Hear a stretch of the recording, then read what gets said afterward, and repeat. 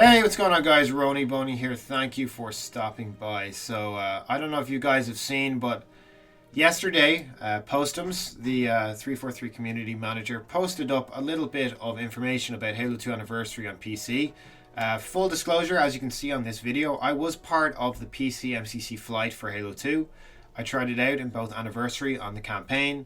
I tried out a little bit of Anniversary multiplayer. I've never liked that multiplayer, but I did try out the classic Halo 2, which is what would actually interest me more in playing Halo on PC in general. Reach is fine for a while, but then some of the abilities get really annoying. I think that they take away from the game, and I've been very open about that for years. I like the boring arena style shooting that Halo used to do in Halo 2 and Halo 3 specifically. So you can hate me for that if you want to, but I'm just being honest. So now seeing that Halo 2 Anniversary and Classic on PC might have some serious launch issues, I just have to say straight away, before I even get into the details on these issues, 343, you should have delayed this. I'm calling it now, you should have delayed this, because there's going to be some people that are more vitriolic than I'm going to be, that are going to start making compilation videos of all your problems for Halo 2, and it's not going to work well for you. You know, bad publicity for your company seems to work a lot better than good publicity. So you should just be, I don't even know why I'm saying this, you should be careful. You've known that you've had launch errors for years. It's been happening for years, that anytime something new is released, it breaks something else in the game. You should have just waited, or just released all these games separately, like you've said in press statements beforehand. Oh, in retrospect, we should have released these games separately. Well, you had a chance to with PC, and you didn't. And you didn't. So let's just look at some of these things. I don't really want to look at too much of the campaign issues, but there's a few of them there. With users on AMD hardware encounter missing and or flickering textures across the campaign. That's pretty silly. AMD Ryzen 5 and AMD GPUs have large rectangle volumes appearing on the mission Oracle. Really stupid. Some environmental textures appear in lower than expected resolutions. So say I'm playing on 2540 by 1440p. Maybe I'm going to get some 480p textures. I actually did notice that on the PC flight, that especially in Classic, that some of the textures were just awful. They were just literally blurs on the screen. Using AMD GPUs on Classic graphics, various foliage environment LOD textures are missing. That's what I noticed. And that is, I mean, I couldn't believe, I thought just because it was a flight, maybe there were a few things that they were going to fix. But knowing that they're actually going to release the game in this state, 343, come on. Like, come on. Like, we can't help you guys if you don't help yourselves. You know, it's like we're recovering addicts for Halo ourselves with a really bad counselor. Like, you're trying to lead us in the right direction, but you just can't. Like, you just can't. You can't help but getting the sly dig in and the sly insult into us, and saying, "Don't worry though, but we're releasing it. Just delay it. Just delay it, guys." When swapping between classic and remastered graphics, music will change to different parts of the track. I mean, that's not too big of an issue. That's something that they can fix pretty easily. But still, if it's not doing that for the rest of the games, why is it happening with this game? I just don't understand. I don't understand what your development process is like. How can El Dorito be a better game than this? Do you know what the real test will be? Seeing if Halo 3 is better than Halo Online. Because Halo Online is free and is better for custom games.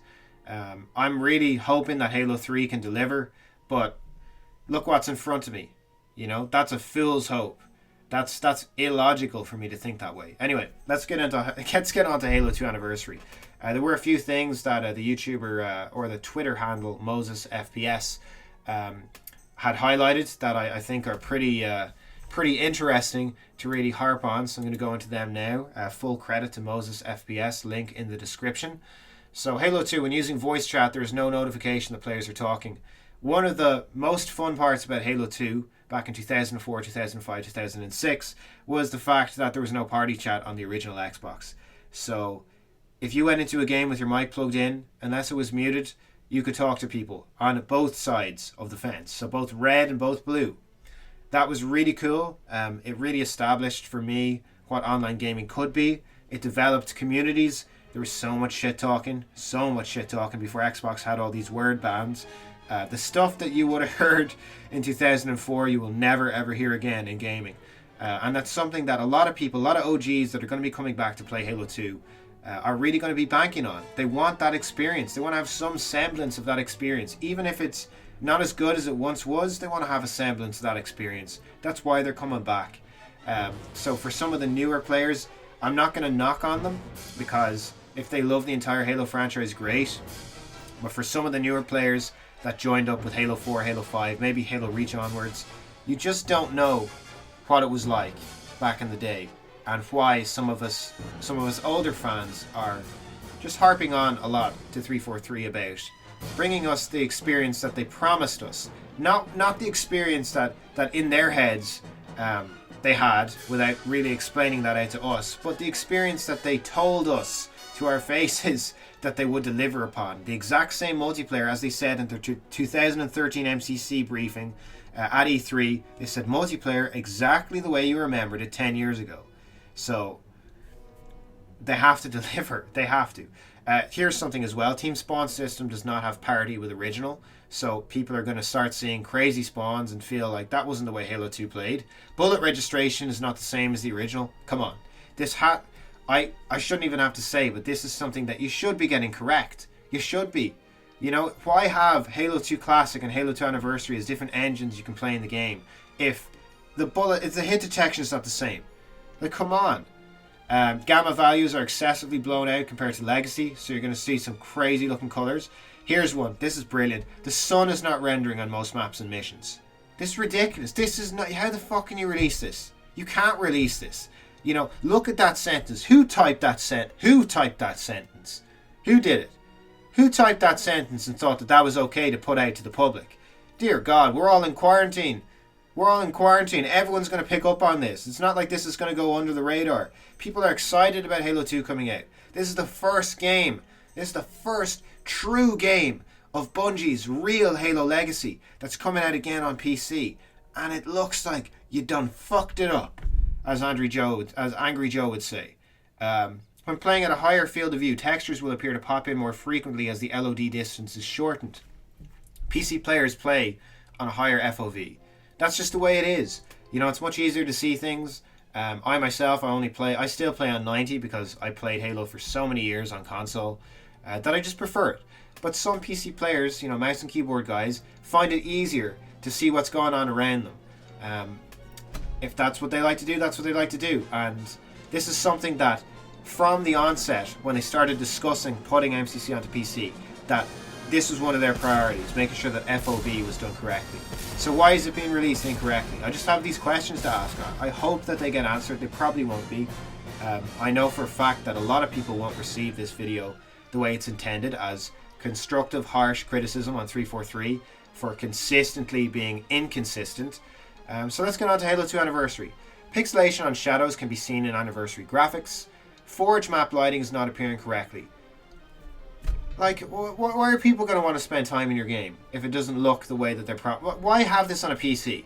On better hardware to get better resolutions, better textures, better everything compared to a console, if it's not going to work? You know? They may as well just stay on their Xbox if they still have an Xbox and play it on Xbox for the time being, because this is not an optimized game. The performance is going... Look at this here. Texture resolution is displaying in low quality through various parts of the title. Again, you cannot release this. If I'm dipping into standard definition or low HD 720p from playing on 1440p, that's a big difference. For people playing on 4K, dropping to even 1080, that's a big difference. You can't have that 343. You cannot release this game. Look at this here. When using newer Intel drivers with onboard graphics, you can't launch the game. I still have problems launching MCC sometimes. A lot of the time MCC still crashes on me. This is the problem with having different games with different engines on one universal interface. They should have split it up. As they said years ago, they should have split the games of the collection and released them as separate titles. They should have. They had the opportunity to do this now with Halo on PC, and they didn't. And I know why they didn't, because, you know, people will be complaining, but, you know, you should have. You really should have. So you should have treated putting MCC on PC bit by bit as your chance to release them bit by bit, title by title, and make sure that the interface works. And the last thing, there's visible stuttering on objects when strafing with unlimited frame rate enabled. So essentially making people's video cards useless because they're not going to be able to max out their frame rates.